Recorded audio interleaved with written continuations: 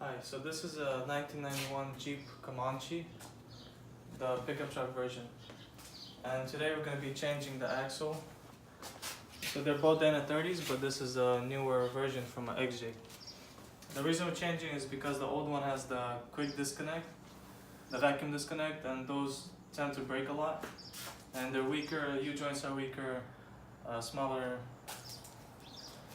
pretty much shafts. And the reason we're changing is because we want to upgrade it. At the same time, we got a high pinion N30 from a 97 of XJ. So first thing you gotta do is take off the brake calipers, which holds by two 13mm bolts, and then take off the rotors, and then you start disconnecting things. So you're gonna start with the shock. There's two 13mm right here. Take this off, and then control arm from the axle, and then tie rod on both sides, and then the steering stabilizer and the track bar, and that's it. I have everything in right now, the axle, not everything, but we just put the axle. Now we're gonna start connecting all of these little things. The control arms are in.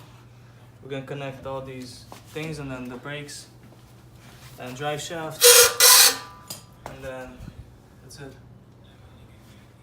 This is the original axle that was in the Jeep, and the reason you want to change it out is because of this. This is the vacuum disconnect, which fails a lot when you go off-roading, so it's better to change it. Plus you get better U-joints in the new axle. And then we have the new axle installed already. Everything's connected, all the bolts, everything's checked. We got new rotors, new brake pads. Then we'll test it after, see how it works. So we're gonna test the 4x4 if that thing worked or not.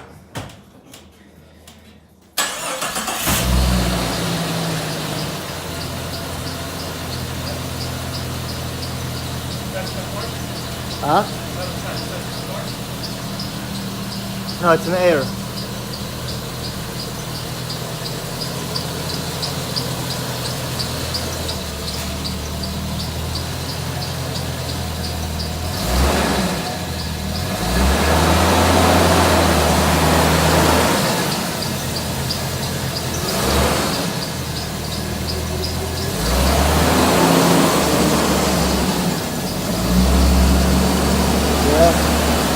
Looks good, they all work.